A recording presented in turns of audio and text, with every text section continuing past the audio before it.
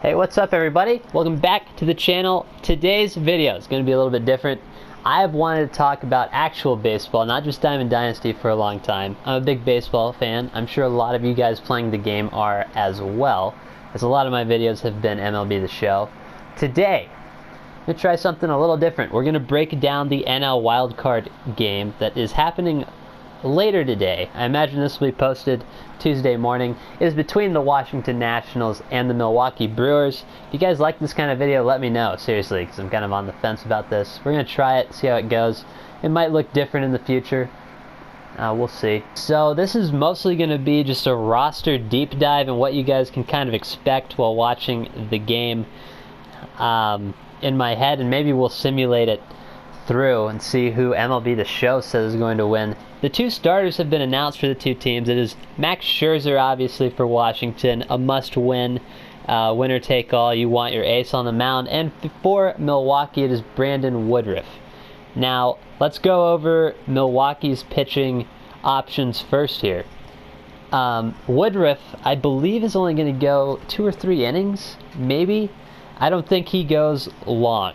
I think you rely mostly on the bullpen, as they have for a lot of last year's playoffs as well. I think you see Woodruff go just a few innings, and then it's on to the bullpen. And you're going to ask, well, who's in that bullpen apart from Hader, and I think Hader down here, if we can get to him, wherever he is. There he is. I think Hader here goes 2 or 3 innings in this game. Obviously, the MLB The Show stats don't really matter a ton, and I know he just allowed a walk-off home run on Saturday maybe in Colorado. I don't really know where his head is. Maybe he doesn't start the game. I think he pitches a big chunk of it though.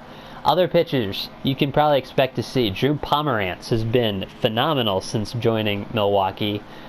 Something like a 2 ERA since being traded there. Can also maybe see Matt Albers if the game gets interesting late.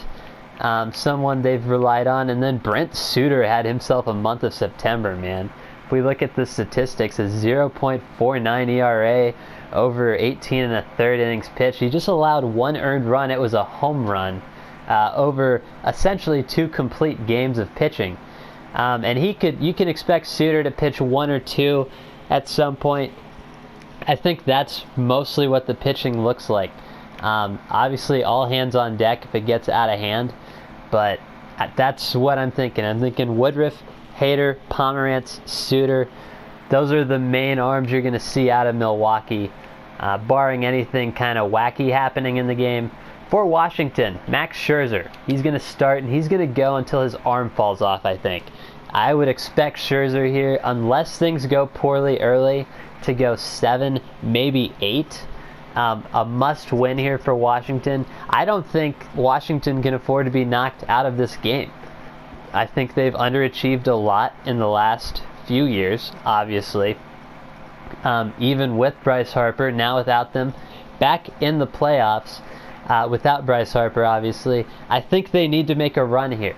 And I think to do that, obviously, you need to win the wild card game. I think Max Scherzer pitches them through it. But let's say Scherzer only goes 6. Other pitchers you can expect to see, obviously, all hands on deck. Patrick Corbin would be the one that I'd say maybe he won't be, pitching 92 innings there on Saturday or Sunday.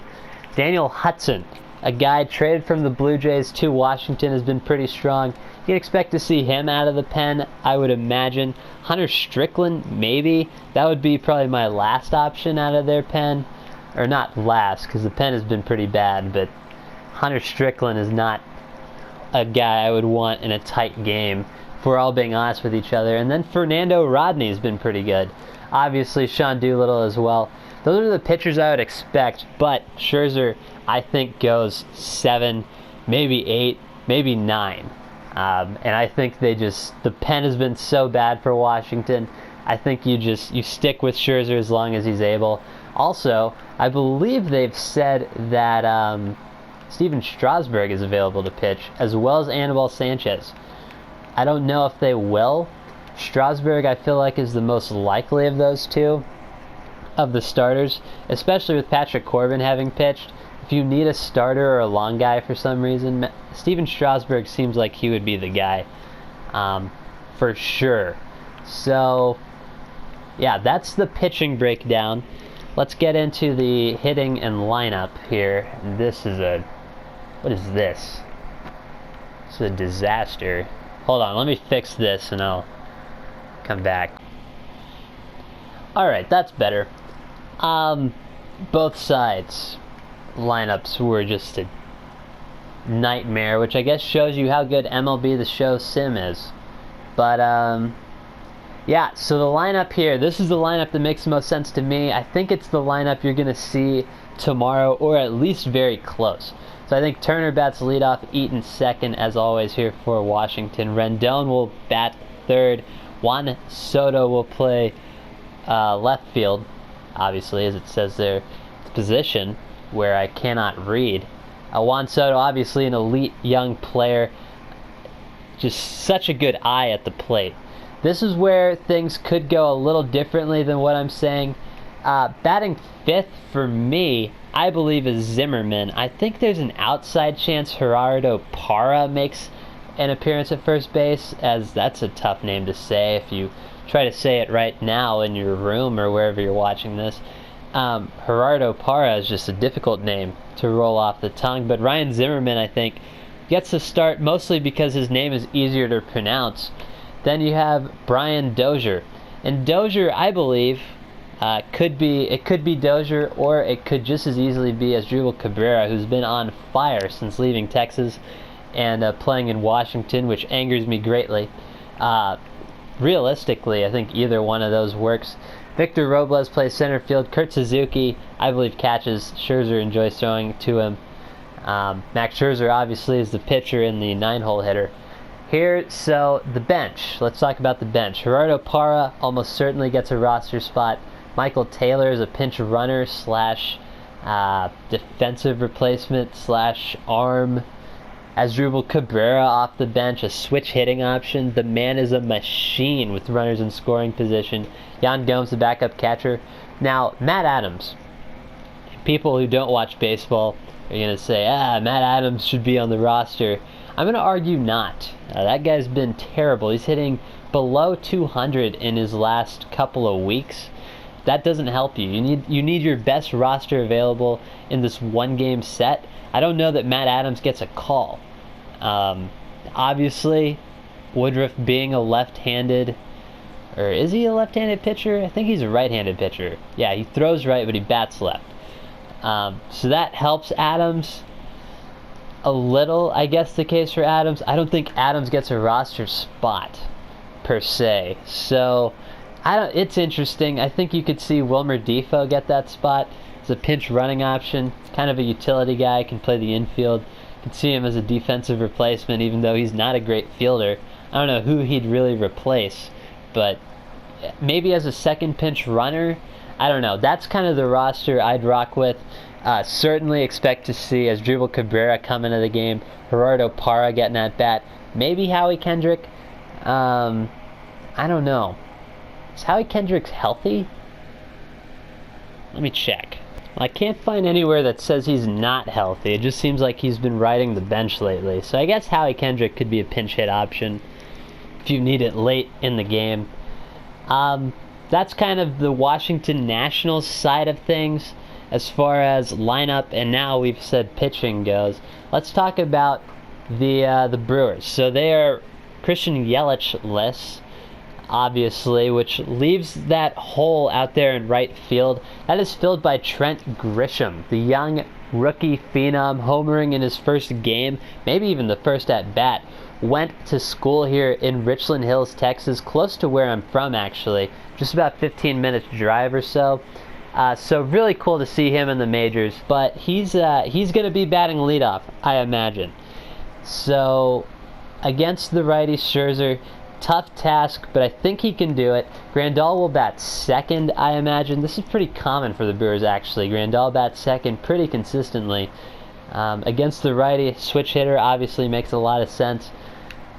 Third place batter, Mike Moustakas. I believe Moose also plays third base. yeah, not a lot to talk about there. He's going to play third. Keaston Hiura, we're going to go with, is going to play second base. He's going to bat cleanup. This is a pretty common place for him as well. He rakes against righties. I would say he's going to be a player to watch. I think if any player comes out and shocks people nationally, if the Brewers somehow win this game and advance on, Hiura could be a guy that steps into the spotlight and really people discover in this playoffs. That is if they win. And I would expect for him to do something in this game that is productive. Ryan Braun obviously will bat fifth, former MVP. He's very familiar with the spotlight. I was going to say something that started with no, and then I just couldn't think of it, so I said something else. But Ryan Braun's going to bat fifth. Eric Thames will bat sixth, maybe. A lefty. This is where things kind of get squirrely. The only one I'm not sure on this lineup here is first base. I'm going with Eric Thames, though. A lefty. He hasn't played terribly. Has a lot of pop. I think that's what the Brewers want out of this lineup. Seems like they've assembled this team to have all bats, very few arms except for in the pen. Obviously not a ton of starting pitching talent, as Brandon Woodruff is the starter in a winner-take-all game. This is not a knock on Woodruff. It's just he's not an ace. You know, he's not the guy you're like, I have one game to win. I'm going to run out Brandon Woodruff, you know. So Eric Thames, a power bat, kind of reflects what the Brewers are going for. Lorenzo Cain, not a great hitter, elite fielder, needs to win a Gold Glove soon, will bat seventh and play center. There's no way he's out of the lineup, and that is true also for Orlando Arcia. I don't think there's any way he misses this game. I think he bats eighth. Obviously Woodruff will bat ninth and play pitcher, or will pitch. Let's talk about the bench here. Travis Shaw on the bench, can play a lot of the infield, kind of been shifted around a lot lately, plays all the infield except shortstop. A utility guy, left-handed bat, could come in the game. I would expect for him to be one of the first pinch hitters if Scherzer is on the mound still, which I expect him to be. Hits righties well. You want him to face a righty, you don't want him to face Doolittle or Patrick Corbin if for some reason the Nats do that. For some godforsaken reason they do that, because I don't see that happening. Manny Pena will be the backup catcher, I expect. Christian Yelich is injured, don't need to talk about him. The other guys that I expect to be on the bench and play a part in this. Ben Gamel, a lefty, plays all of the outfield, I believe. Yeah, Ben Gamel here, former Seattle Mariner. He's all right. He could be on the bench, maybe a pinch running option. He's not the fastest, but he's not the slowest. He's just kind of a reasonable baseball player. The other guy here, Corey Spandenberg, is interesting. This guy is a utility guy. Every team needs one. Corey Spandenberg is the Brewers here. He plays all of the infield. I know his MLB The Show card just says outfield and third base. He's played some short this year, and I haven't heard anything terrible. Obviously, I don't watch a ton of Brewers games, but enough. Spandenberg, a utility guy, can play the outfield, can play the infield fairly fast. We can look at his statistics. A .258 career hitter. He's not bad. He's not the best, but he's not bad. He's young, just 28 years old. I guess he's not the youngest, but he's not old. So Corey Spandenberg off the bench. Those are the main guys I'd expect to see. Obviously Yelich is injured. Big hit for this team. Changes the complexion of this game really completely. You're taking out the potential MVP, in my mind, the MVP of the National League. And I don't think that's too much of a stretch out of a pretty loaded Brewers team. So that's pretty much going to do it for the video. My prediction on the score of the game, I'm going to go Washington wins it in a tight one. I'm going to go 4-2. I guess that isn't the tightest, but I think it's close at the end. I don't think any team puts up a ton of runs. I don't think the Brewers crack Max Scherzer. I think it's the legend Max Scherzer that shows up for this game. So we'll see. We'll see how it goes. But I just think the Washington bats are too much for the Brewers pen, and Scherzer is too much for the Brewers bats. But I could be wrong, I guess. Let me know in the comments if you guys have enjoyed the video. Make sure to hit like and subscribe, and I will see you guys when this ends, I guess.